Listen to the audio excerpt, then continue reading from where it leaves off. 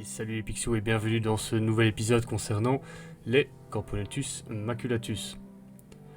Alors c'est voilà, en 2 semaines j'aurais fait 2 épisodes et malheureusement ici c'est pour vous annoncer une très mauvaise nouvelle, hein, on peut le dire.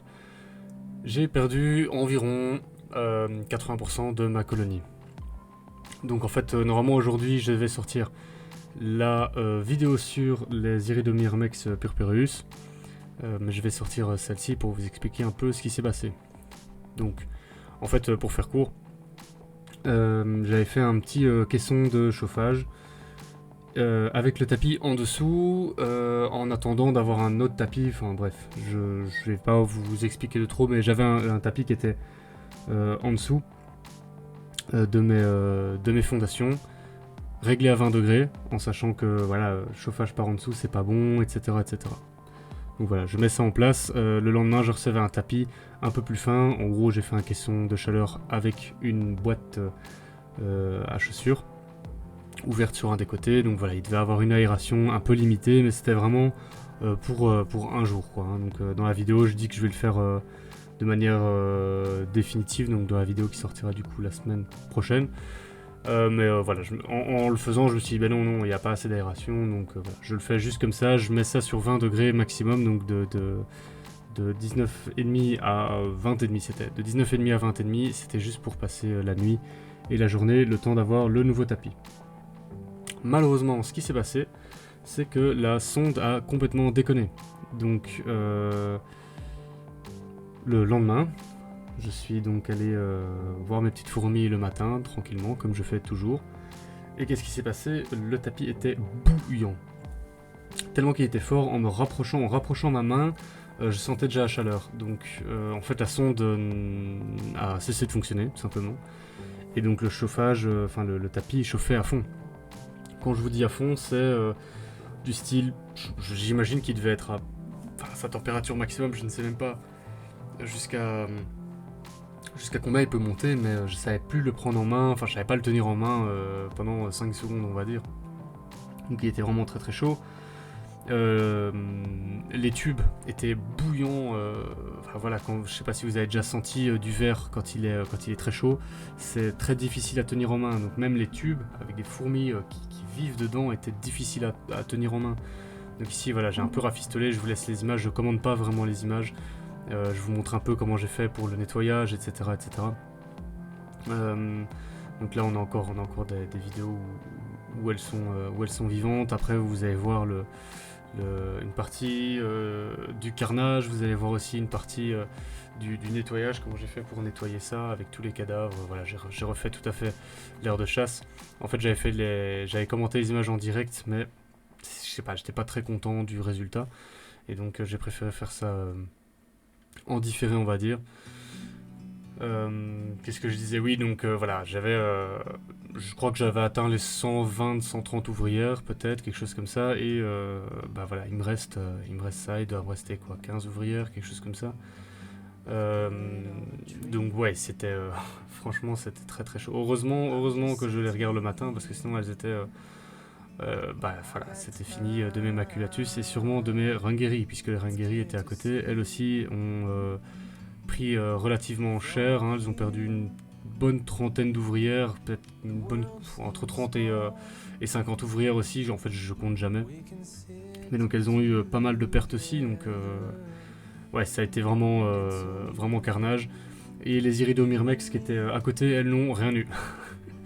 La reine s'est mise à pondre encore plus avec cette chaleur de fou furieux, donc ça je crois que c'est juste qu'elle était mieux placée entre guillemets sur le tapis. Mais enfin voilà, carnage, vraiment très très très très dur. Mes 2 reines étaient allongées sur le côté, surtout la maculatus, à mon avis à quelques minutes près, c'était clairement fini de la colonie, puisqu'elle a mis pas mal de temps avant de se réveiller entre guillemets, et avant de commencer à bouger. Donc ouais, elles ont pris un sacré coup sur la caboche. Donc heureusement, étant donné qu'elles viennent du Bénin, vous allez pouvoir d'ailleurs remarquer que j'ai mis enfin une miniature. Donc ce sont des Camponotus maculatus avec des costumes typiques du Bénin. Qu'est-ce que je voulais dire? Et donc Ouais, c'était... Enfin, vu qu'elles viennent du Bénin, c'est ça que je voulais dire. Elles sont le long de l'équateur. Donc, ça veut dire que le long de l'équateur, elles ne passent pas... Elles n'ont pas d'hiver. Donc, si vous êtes un petit peu au nord de l'équateur, si vous avez des fourmis d'Afrique, mais qui viennent du Maroc, bah, vous pouvez toujours un petit peu moins chauffer ou quoi. Ici, moi, je regarde la météo prévue sur plusieurs jours et en fait, j'adapte du coup la température. Alors, pour les ringueries, elles sont à la même température. Normalement, c'est un petit peu plus froid en général, mais bon... On n'est pas à quelques degrés près. Et les iridium myrmex sont elles aussi à la même température. Pour elles c'est un peu plus chaud puisqu'en Australie, bon il fait chaud, mais voilà, je ne sais pas non plus d'où elles viennent. Est-ce qu'elles viennent du désert, est-ce qu'elles viennent de la côte, est-ce qu'elles viennent de ci, de ça, mais ça reste des températures qui sont relativement très chaudes en Australie. C'est voilà, si vous renseignez un petit peu, eh ben, il fait très très chaud. Donc tout ça pour dire que la chaleur c'est super important, mais 45 ou 60 degrés, bah, ça les explose quoi. Mais donc voilà, je compte sur cet hiver pour, c'est là que je voulais en venir, je compte sur cet hiver pour retaper totalement ces deux fondations. Donc là on voit qu'il y a pas mal de population. Depuis ces images j'ai eu 4 décès je pense environ. Et chez mes ringueries, j'ai eu 1 ou 2 décès après les avoir sauvés, nettoyé le setup, etc. Donc voilà, cet hiver, je vais vraiment bien les nourrir, bien les chauffer en faisant attention. J'ai acheté un petit pistolet d'ailleurs pour contrôler la chaleur, donc je contrôle la chaleur de temps en temps. Mais voilà, ici on est sur du 23-24 degrés. Et c'est vraiment ce qu'il faut. Mais voilà, énorme déception. Je suis vraiment très triste. Mais voilà, c'est comme ça, c'est la vie, ça arrive à tout le monde. Donc voilà, ici en bas à droite, il y avait une... Je sais plus si c'était cette fourmi-ci ou une autre, mais il y en a une qui était vraiment très abîmée. Elle avait les pattes complètement... comme si ses pattes étaient cassées, ses antennes aussi, à mon avis, elle avait pris la chaleur un peu trop fort. Et donc voilà, elle était morte quoi. Donc voilà, ici je remonte vite comment je fais, vous allez voir, je vais un peu galérer à mettre, je sais plus si c'est ce tube là, non c'est l'autre.